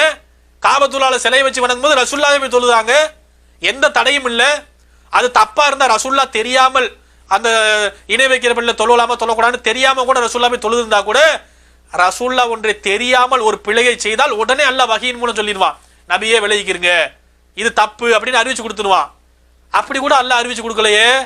இந்த முனாஃபிக்குகள் பள்ளியை கட்டி கூப்பிட்ட உடனே அல்லாஹ் அறிவிச்சு கொடுக்குறான்ல, லா தக்கும் ஃபிஹி அபதா, நபியே அங்க போய் தொழுகாதீங்க, அவங்க பள்ளி இதுக்காண்டி தான் கட்டி இருக்கிறாங்கன்னு. இவங்க வந்து பள்ளிவாசல் கட்டிட்டு கூப்பிடுறாங்க. ரசூலுல்லாஹ்க்கு அதை பத்தி இவங்களுக்கு தெரியல. இப்ப ரசூலுல்லாஹ் என்ன நினைக்கிறாங்கன்னா, சரி முஸ்லீம்கள் போல இருக்கு, ஒரு பள்ளி கட்டி இருக்கிறாங்க போல இருக்கு, நம்ம போய் தொழுவோம்னு ரசூலுல்லாஹ் நினைச்சிட்டு இருக்கும்போது அல்லாஹ் வஹி அறிவிச்சு கொடுக்குறான். நபியே இப்ப வந்தவங்க முனாஃபிக்குகள், முஸ்லீம் கிடையாது. அவங்க பள்ளிவாசல் கட்டினது கெட்ட நோக்கத்துல, அவங்க பள்ளி கட்டி இருக்கிறது இல்ல தீங்குலைக்கிறதுக்காண்டி, அல்லாஹ் மறுக்கிறதுக்காண்டி பள்ளி கட்டி இருக்கிறாங்க, அங்க போய் தொழுகாதீங்கன்னு அல்லாஹ் அறிவிச்சு தடுத்தான்ல. இப்ப ரசூலுல்லாஹ் ஒரு பள்ளியில போய் தொழுக போறாங்கன்னா தடுத்தான்ல அல்லாஹ். ஆனா காபத்துல்லாஹ்ல சிறுக்கு நடக்கும் போது தொழுதாங்களே, தடுக்கலையே. சிறுக்குங்கிற விஷயத்தை பத்தி அல்லாவே அங்க பொருட்படுத்தல, அல்லாவே அங்க பேசவில்லை. நீ ஏன்டா இட்டு கட்டுற? நீ ஏன் இட்டு கட்டுற? நீ ஏன் இதுல போய் சொல்ற? நீ ஏன் உன்னுடைய சுய கருத்தை புகுத்துற? அப்ப உனக்கு யார் அதிகாரம் கொடுத்தது? அல்லாஹ் ரசூல் ஹராமாக்காத ஒன்றை, தடுக்காத ஒன்றை தடுக்கின்ற அதிகாரத்தை நீ எதுக்கு கையில் எடுக்கிற? அப்ப அல்லாஹ்வுக்கு அஞ்சு கொள்ளுங்கள் என்று இங்கே உங்களுக்கு கடுமையாக எச்சரிக்கை செய்து கொள்கிறோம். அடுத்து பாருங்க, அடுத்து பேசுறாங்க. இந்த 4 காரணங்கள் ஒரு பள்ளிவாசல்ல இருக்குமையானால் அந்த பள்ளிக்கு போகக்கூடாது என்று அந்த வசனத்துல சொல்லப்படுது. இப்ப சிலர் என்ன கேட்கிறாங்க, இந்த 4ம் ஒரு சேர இருக்கணுமா, குறிப்பிட்ட ஒரு காரணம் மட்டும் இருந்தாலே பள்ளிவாசலுக்கு போகக்கூடாதா, இந்த 4ம் ஒன்னா இருந்தா தான் போகக்கூடாதா, அல்லது 1-2 காரணங்கள் இருந்தாலே போகக்கூடாதுங்கிற நிலைப்பாட்டை எடுக்கணுமான்னு கேட்கிறாங்க. அந்த வசனத்தில் சொல்லப்படுவது 4 பண்புகள் தான். 4ம் சேர்ந்து இருக்கிறத பத்தி தான் அந்த வசனம் பேசுது. 4ம் சேர்ந்து இருக்கிறத பத்தி தான் அந்த வசனம் பேசுது. 4ம் சேர்ந்து இருக்கிறத பத்தி தான் அந்த வசனம் பேசுது. பாத்தீங்களா, 4 தன்மையும் ஒரு சேர அமைகிறதுன்னு இவரே ஒத்துக்கிட்டாரா? 4 தன்மை தான் மேற்று. 4 தன்மையும் ஒரு சேர அமைந்த பள்ளியை தான் அல்லாஹ் அந்த வசனத்தில் தடுக்கிறான். நாங்க என்ன சொல்றோம்னா, அந்த 4 தன்மையில் ஒரு தன்மை, அந்த இதுக்கு முன்னாடி அல்லாஹ் ரசூலுக்கு எதிராக யுத்தம் பண்ணவங்க உசுரோட இல்ல, அது பொருந்தாது. அதனால இன்னைக்கு நம்ம காலத்தில் ஒரு பள்ளிவாசலை அப்படி காட்டவே முடியாதுங்கிறோம். ஏன்னா இன்னைக்கு அப்படி அல்லாஹ் ரசூலுக்கு எதிராக யுத்தம் பண்ண அபுஜஹல், ஊத்துபா, செய்பாலா தான் வாழ்ந்துட்டு இருக்கிறாங்க, தலைமறைவா இருந்தாங்க, வாழ்ந்துட்டு இருந்தாங்க. இதை இன்னமும் 1400 வயசாகுது அவங்களுக்கு, இந்த தான் இருக்கிறாங்க. அவங்களுக்கு ஒரு பள்ளியை கட்டி அவங்க அடைக்கலம் கொடுத்துருக்குறாங்க, அங்க போய் தொழுகாதீங்க அப்படி காட்டு. அப்படி காட்ட முடியாது, எல்லாரும் செத்து போயிட்டாங்க. காஃபிர்கள் யாரும் இன்னைக்கு அல்லாஹ் ரசூலுக்கு எதிராக அன்னைக்கு யுத்தத்துக்கு போனவங்க உசுரோட இல்ல. அதனால இந்த 4 தன்மையும் ஒரு சேர அமைந்ததாக ஒரு பள்ளிவாசலை இன்றைக்கு நீ காட்ட முடியாது அப்படிங்கிறோம். காட்ட முடியும்னா நீ நிரூபிச்சு காட்டு. எப்படி காட்ட முடியும்னு சொல்லு. எப்படி காட்டுவ? இந்த போர் செஞ்சவங்கிறதுக்கு உன் சுய புத்தி, உங்க ஆட்டு மண்டை மூளைக்குள் உதித்தது ஆதாரம் காட்டக்கூடாது. போர் என்று சொன்னால் வட்டி வாங்குறது போர், அப்படி வரக்கூடாது. அதுல தெளிவா எல்லாம் சொல்லிட்டான். மின் கபில் அப்படின்னு ஒரு வார்த்தையை போட்டிருக்கிறான். மின் கபில்னா என்ன, அது யாரை குறிக்கிறதுன்னு தெளிவா பேசு. அப்ப இந்த விஷயத்தில் நீங்க சொன்ன மாதிரியே 4 தன்மை தான் மேற்று, அதுதான் நாங்களும் சொல்றோம். ஆனா அந்த 4 தன்மை இன்னைக்கு இருக்கிற எந்த பள்ளியிலையும் இல்லைங்கிறோம்.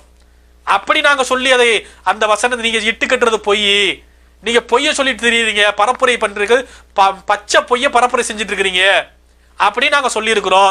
இதுதான் இதுல உள்ள விஷயம். அடுத்து பேசுறதை கேளுங்க. இணை வைப்பு காரியத்தை பற்றி அல்லாஹ் ரப்புல் ஆலமீன் ரொம்ப வலியுறுத்தி சொல்கிறான். பள்ளிவாசலுக்குரிய இலக்கணமாக அல்லாஹ் சொல்லும் போதே அன்னல் மசாஜித லில்லாஹி, பள்ளிவாசல்லாம் அல்லாஹ்வுக்கு சொந்தமானது.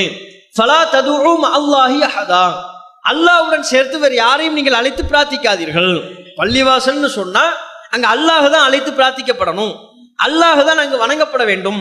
அல்லாஹ்வோட சேர்த்து வேறு யாரையும் அங்க நீங்க அழைக்காதீங்க இப்படின்னு அல்லாஹ் குர்ஆன்ல சொல்றான். அல்லாஹ்வுடைய பெயர் மாத்திரம் சொல்லப்பட வேண்டிய, இறைவன் மட்டும் புகழப்பட வேண்டிய பள்ளிவாசல்ல உட்கார்ந்துக்கிட்டு அவுலியாவே நீங்க தான் எங்க பாவத்தை மன்னிக்கணும் அப்படின்னு சொன்னா இது பள்ளிவாசலுக்குரிய புனிதத்தை அவங்க கொடுக்குறாங்கன்னு ஆகுமா? அப்ப பள்ளிவாசலுடைய புனிதம் அங்க பால்படுத்தப்பட்டு விடுகிறது.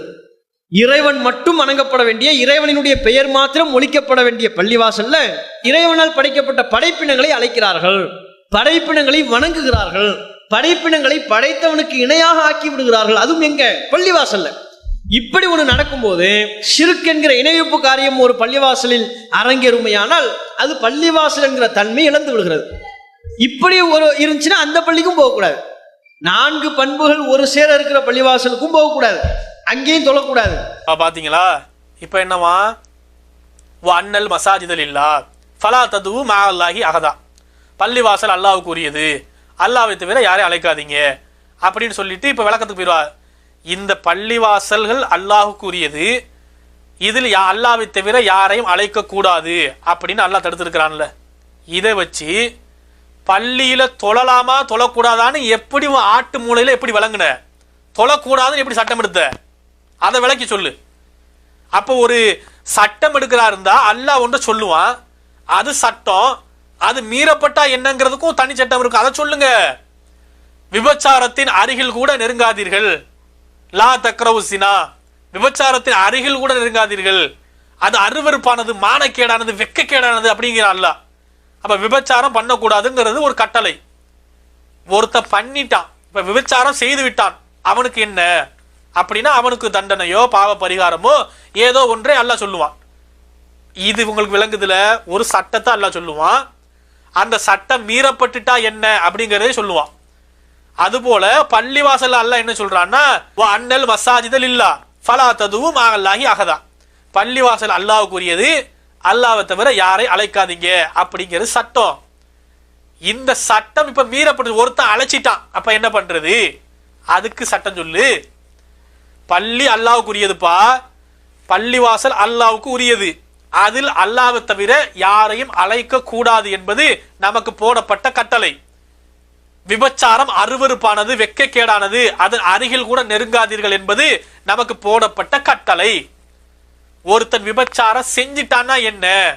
ஒருத்தன் பள்ளியில அல்லாஹ்வை தவிர வேற ஒருவரை அழைத்து விட்டான், சிறுக்கு வைத்து விட்டான், இப்ப என்ன செய்வது அப்படின்னு பார்த்தா உனக்கிட்ட அதுக்கு பதில் சுய ஆட்டு மூளையில் உதிப்பது பதில். நான் என்ன ஆதாரம் காட்டுறேன்? அல்லாஹ்வினுடைய முன்மாதிரி, அல்லாஹ்வுடைய இறை இல்லம் பைத்துல்லா இருக்கிறது, காபத்துல்லா, ரசூலுல்லாஹ்வுடைய முன்மாதிரி ஹுஸ்வத்துல் ஹஸனா இருக்கிறது. ரசூலுல்லா அல்லாஹ்வினுடைய பைத்துல்லா பள்ளிவாசல் காபத்துல்லாவில் ஷிர்க் வச்சது, இணை வைப்பு நடந்துகிட்டு இருந்துச்சு, 360 சிலையை வச்சு வணங்கினா. அந்த தருணத்தில் ரசூல்லா போய் தொழுதாங்க. ரசூல்லாவோட முன்மாதிரி காட்டுறேன். பள்ளிவாசல் அல்லாஹ்வுக்குரியது, காபத்துல்லா அல்லாஹ்வுக்குரியது தான். காபத்துல்லாவில் அல்லாஹ்வை தவிர யாரையும் அழைக்க கூடாது. இந்த வசனமே ரசூலுல்லாஹ்க்கு தானே அல்லாஹ் சொல்றான். இந்த வசனமே யாரை குறித்து சொல்லப்படுது? இந்த வசனத்தை மக்கத்து காஃபிர்களுக்காக ரசூலுல்லாஹ் தான் அல்லாஹ் சொல்றான். பள்ளிவாசனா அல்லாஹ்வுக்குரியது, இந்த காபத்துல்லால இவங்க அல்லாஹ் விட்டு பல சிலைகளை வச்சு வணங்கி, லாத்து, உஷா, மனாத்து, இப்படி இப்ராஹிம் நபி இவங்களையெல்லாம் சிலையை வச்சு வணங்கிட்டு இருக்கிறாங்க. அதை பத்தி தான் அல்லாஹ் அதுல சொல்றான்.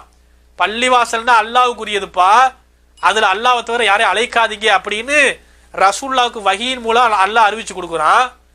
அப்ப அவங்க அழைச்சிக்கிட்டு தான் இருக்கிறாங்க. மக்கத்து காஃபிர்கள் சிலை வணக்கம் பண்ணிட்டு இருக்கிறாங்க. அதனால ரசூலுல்லாஹ் அது நீ ஆட்டு மூலையில விளங்குன மாதிரி, அதனால் பள்ளியில் சொல்லக்கூடாது அப்படின்னு ஒரு சட்டம் எடுக்கிறீல. நீ இந்த சட்டத்துக்கான அப்ஜெக்ஷன் எங்க இருந்து எடுக்கிற? அதை சொல்லுங்க. ஒரு விதின்னு ஒன்று இருக்கும், விதி மீறல் ஒன்று இருக்கும். ஹெல்மெட் போட்டு வண்டி ஓட்டுங்கிறது விதி.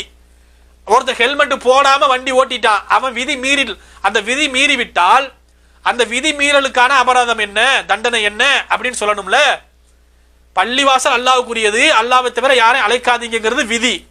ஒருத்தன் அழைச்சிட்டான்னா அந்த பள்ளி எப்படா ஹராமாகும்? பைத்தியக்கார பசங்களா, அதான கேட்டுக்கிட்டு இருக்கிறோம். அப்ப உங்க பள்ளிவாசல இழுத்து பூட்டுறதுக்கு ஒரு ஈஸியான மெத்தட் என்ன? சுன்னத் ஜமாத் மக்கள், மௌலிது ஓதக்கூடிய மக்கள், தர்காவுக்கு போகக்கூடிய மக்கள், ஒரு 15 பேர் திட்டுமுடு தௌஹீத் பள்ளிக்குள்ள போங்க.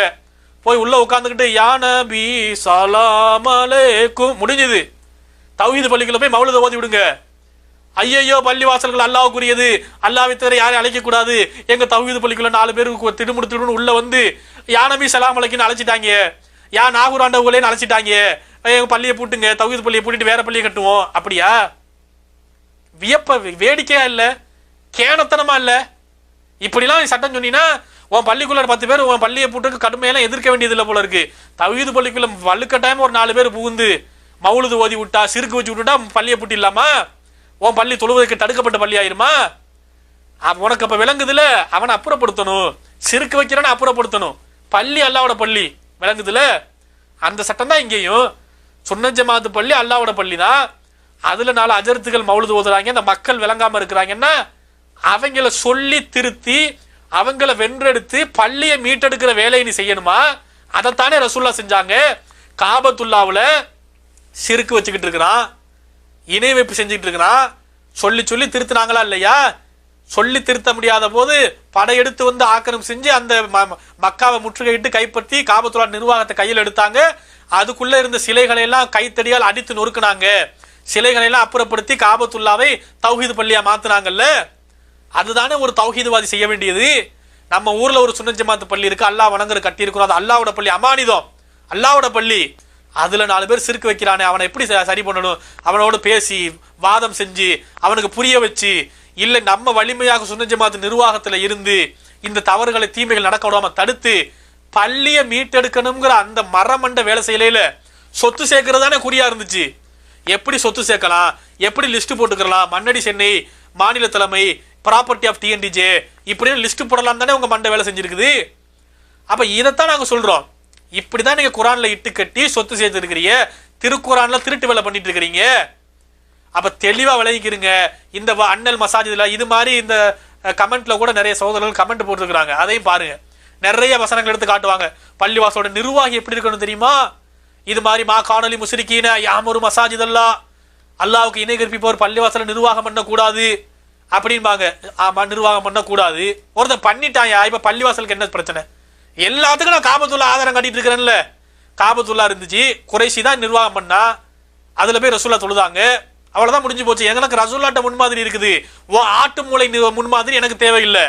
ஓ ஆட்டு மூளையில கண்ட கருமமும் உனக்கு மார்க்கமா விளங்கும், எனக்கு ரசூல்லாட்ட மார்க்கம் இருக்குது, நான் அதை நோக்கி போயிட்டு இருக்கிறேன். சிறுக்கு நடந்த பள்ளியில தொழக்கூடாது என்று நீ இட்டு கட்டுறதுக்கு இந்த வசனம் எல்லாம் செல்லுபடி ஆகாதுப்பா.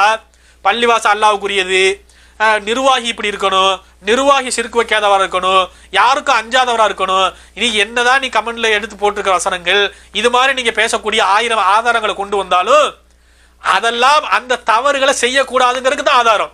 இப்ப நிர்வாகின்னு சொன்னா பள்ளிவாசல ஒருத்தர் நிர்வாகி போட போறோம், அந்த நிர்வாகி எப்படி இருக்கணும், அவரை கரெக்டா நியமிப்போம் அப்படின்னு சட்டம் எடுக்கணும்.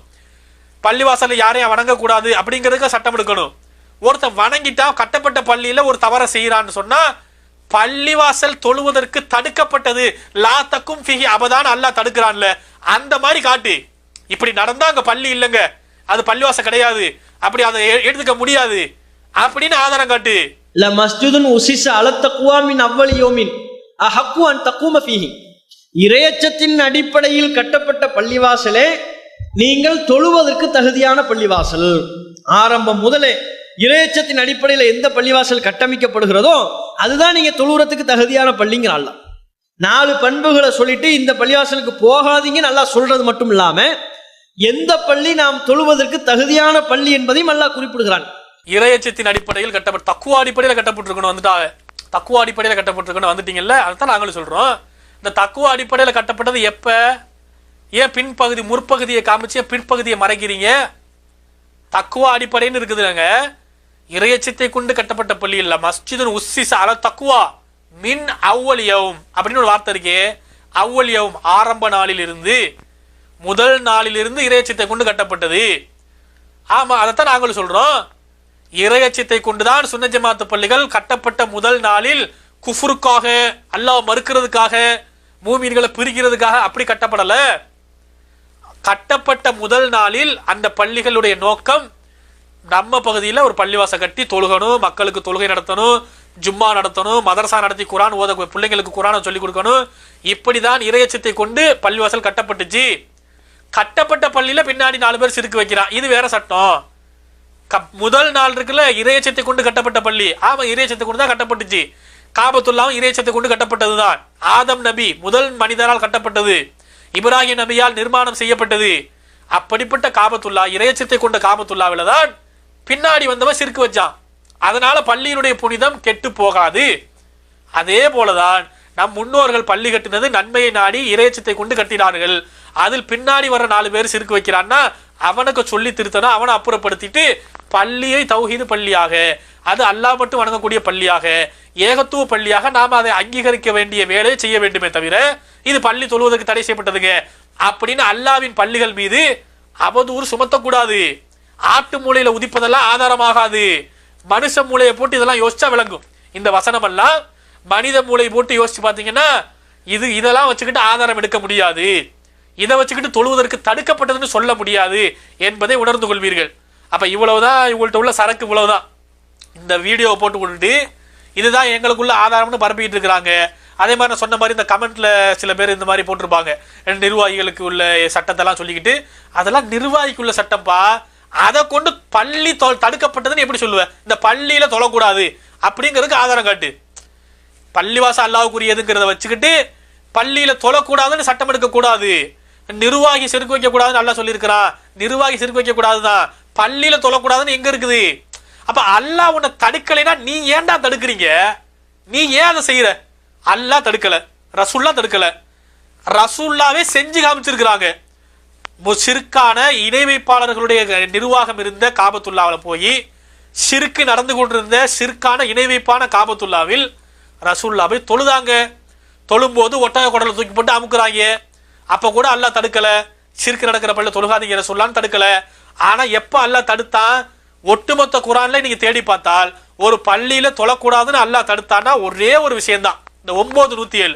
ஒரு சேலஞ்ச் உனக்கு, ஓப்பன் சேலஞ்ச்.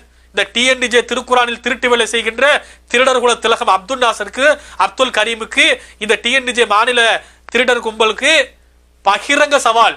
ஒட்டுமொத்த குரானில் ஒரே ஒரு பள்ளியை பற்றி தான் அல்லாஹ் தடுக்கிறான். லா தக்கும் ஃபிஹி அபதா, ஒருபோது அங்க தொழக்கூடாதுன்னு தடுக்கிறான். அந்த பள்ளி 4 அம்சங்கள் கொண்டது. அந்த 4 அம்சங்களில் ஷிர்கை பற்றி அல்லாஹ் சொல்லவே இல்லை. குஃபுருக்காக அல்லாஹ்வை மறுப்பதற்கு கட்டப்பட்ட பள்ளிங்கிறான். மூமின்களை பிரிக்கிறதுக்காக கட்டினாங்க, கெட்டது பண்றதுக்காண்டி கட்டினாங்க. அல்லாஹ் ரசூலுக்கு எதிராக இதற்கு முன்னால் யுத்தம் பண்ணவங்களுக்காண்டி அடைக்கலம் கொடுக்கறது கட்டி இருக்கிறாங்க. இது 4 தன்மையும் ஒரு சேர அமைந்த ஒரு பள்ளியாக இன்னைக்கு நீங்க ஒரு பள்ளியை காமிச்சா அதுல தொழக்கூடாதுன்னு நாங்களும் சொல்லுவோம். ஆனா அப்படி ஒரு பள்ளி இன்னைக்கு காலத்துல காட்ட முடியாது, கட்டவும் முடியாது. ஏன்னா அல்லாஹ் ரசூலுக்கு எதிராக யுத்தம் பண்ணவன் உசுரோட இல்ல, அப்படி ஒருத்தன் இல்லவே இல்லை, கடல்லையே இல்லை. அதனால உன்னால காட்ட முடியாது. அப்ப இதனாலதான் இந்த பள்ளியில தடுக்கப்பட்ட பள்ளின்னு அல்லாஹ் சொன்னது இது ஒண்ணுதான். அதை தவிர மற்ற சட்டங்கள் எல்லாம் பள்ளியை எப்படி நிர்வகிக்கணும், பள்ளி வாசலை எப்படி பராமரிக்கணும், பள்ளியினுடைய புனிதத்தை எப்படி பேண வேண்டும் என்பது பற்றி அல்லாஹ் போட்டிருக்கிறான். அதை வச்சுக்கிட்டு பள்ளியில தொழக்கூடாது என்று ஒன்னு ஆட்டு மூளை சட்டத்தை எடுக்கக்கூடாது, அல்லாஹ்வோட சட்டத்தை கொண்டு காட்டணும். ஏன்னா அல்லாஹ் ஹலால் ஹராம் விஷயம் தடுக்கப்பட்டதுன்னு ஒன்று ஃபத்வா கொடுக்கும் போது எச்சரிக்கையா இருக்கணும். அல்லாஹ் தடுக்காத ஒன்னெல்லாம் தடுத்த மாதிரி நீங்க கொடுத்தீங்கன்னு சொன்னா, அதை பின்பற்றி ஒரு கூட்டம் போகணும்னு சொன்னா மறுமையில முகம் குப்பர தூக்கி நரகத்தில் வீசப்படுவீர்கள். இது அல்லாஹ்வுக்கு ரொம்ப கோபத்தை ஏற்படுத்தக்கூடிய செயல். ஏன்னா நான் தடுக்கல, ஏன்னா நபியவே அல்லாஹ் தடுத்தான். தேன் விஷயத்துல எனக்கு தேன் இனிமே நான் ஹராமாக்கிட்டேன்னு சொன்ன உடனே ரசூல்லாவுக்கு வகி அறிவிச்சு கண்டிச்சவன் அல்லாஹ். நான் தேனை ஹலால்னு சொல்லி இருக்கிறேன், நபி என்ன தைரியம் இருந்தா நீங்க அதை ஹராம்னு சொல்லுவீங்க? உங்க புருஷன் முண்டாட்டி பிரச்சனைக்காக நீங்க அல்லாஹ் ஹலாலாக்கி ஒன்றை ஹராமாக்குவீங்களா? தடுத்தான்ல, கடுமையா எச்சரிக்கை பண்ணான்ல. அப்ப அல்லாஹ் ஒன்று ஹலால் ஹராமை ஏற்றுகிற அதிகாரம் அல்லாஹ்வுக்கு மாத்திரம்தான் உண்டு. இங்க தொழலாமா தொழக்கூடாதான்னு தடுக்கிறதுக்கான அதிகாரம் அல்லாஹ்வுக்கு மாத்திரம்தான் உண்டு. அவன் தடுக்கலைன்னு சொன்னா எவனும் தடுக்க முடியாது. அல்லாவே அனுமதி கொடுத்துட்டான்னா நீ யாரு தௌஹீத்வாதின்னு பெயர் தூக்கிட்டு வந்துருக்க? நீ உனக்கு என்ன ரைட் இருக்கு?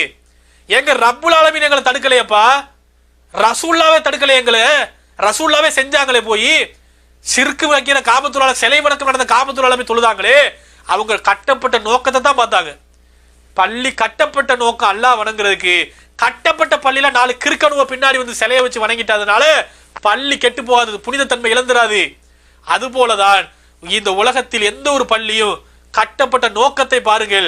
அந்த பள்ளி நன்னோக்கத்தில் கட்டப்பட்டிருந்தால், அல்லாஹ் வணங்க கட்டப்பட்டிருந்தால், கட்டப்பட்ட பள்ளிகளில் பின்னாடி வந்து ஷிர்க் வைக்கிறான்னு சொன்னா அவர்களை அப்புறப்படுத்தும். பள்ளி அல்லாஹ்வுடைய பள்ளி என்கிற புனிதம், அந்த புனிதம் பாதுகாக்கப்பட வேண்டும், அது மீட்டெடுக்கப்பட வேண்டும். ரசூல்லா எப்படி தாவா செய்து அழைப்பு பணி செய்து காபத்துல்லாவை மீண்டும் மீட்டெடுத்து அல்லாஹ்வுடைய ஆலயமாக அங்கீகரித்தார்களோ, அதை எப்படி பரிசுத்த நிலைக்கு கொண்டு வந்தார்களோ, அதே போல நம் ஊரில் இருக்கிற பள்ளிகளும் அல்லாஹ்வுடைய பள்ளிதான். அது நம்முடைய அமானிதம். அதில் ஷிர்க் நடக்குதுன்னா முடிந்தளவு நாம கையால் தடுத்து, நாவால் தடுத்து, மனசால வெறுத்தாவது அவர்களுக்கு புரிய வைத்து அந்த தீமையிலிருந்து அவர்களை அப்புறப்படுத்தி பள்ளியின் புனிதத்தை மீட்டெடுப்பதற்கு பாடுபட வேண்டும். அப்படிப்பட்ட நன்மக்களாக வல்ல ரஹ்மான் நம் அனைவரையும் ஆக்கி அருள் புரிவானாக. இது குறித்த உங்களுடைய அனைத்து சந்தேகங்களையும் நாங்கள் முழுமையாக இதில் கவர் பண்ணிட்டோம். இதுபோக கூடுதலாக கேள்விகள் எதுவும் இருக்கும் என்று சொன்னால், சந்தேகங்கள் இருக்கும் என்று சொன்னால், நாங்கள் பேசியதில் ஏதாவது உங்களுக்கு மாற்று கருத்துகள், பிரச்சனைகள், விமர்சனங்கள் எது இருந்தாலும் தாராளமாக நீங்கள் கமெண்ட்ல சொல்லுங்க. இல்லை என்னுடைய நம்பர் இந்த வீடியோலே கொடுத்துருக்கிறேன், என்னுடைய வாட்ஸ்அப் நம்பர் இருக்குது, இமெயில் ஐடி இருக்கிறது, ஃபேஸ்புக்கு, இன்ஸ்டாகிராமு, ட்விட்டர் என்று அனைத்து சமூக வலைதளங்களும் கீழே கொடுக்கப்பட்டுள்ளது. எங்களுடைய வாசல் எப்போது திறந்து வைக்கப்பட்டிருக்கும். நீங்கள் எதன் மூலமாகவும் தொடர்பு கொண்டு உங்களுடைய சந்தேகங்களை கேட்கலாம், மாற்று கருத்து சொல்லலாம். அறிவுபூர்வமான விவாதத்துக்கு நாங்கள் எப்போதுமே நாங்கள் உடன்படக்கூடியவர்கள். நீங்கள் நியாயமாக இதற்கெல்லாம் விளக்கத்தை சொல்லி இல்லை நாங்கள் சரியாத்தான் சொல்லியிருக்கிறோம்னா அப்படியாவது முன்வைங்க. நீங்கள் சொல்றது சரியாக தான் நாங்கள் ஏற்றுக்குருவோம். ஆனால் சுயமாக உங்கள் சுய விளக்கத்தை சொல்லி இட்டுக்கட்டுனீங்கன்னா மக்கள் மத்தியில் போட்டு உரிச்சு தொங்க விட்டுருவோம்ங்கிறது கடுமையான எச்சரிக்கையாக இந்த டிஎன்டிஜே திருடர் குல திலகங்களுக்கு சொல்லிக்கொண்டு எங்களுடைய உரையை நாங்கள் நிறைவு செய்து கொள்கிறோம். வாகிருதவான அல்ஹம்துலில்லாஹி ரப்பில் ஆலமீன்.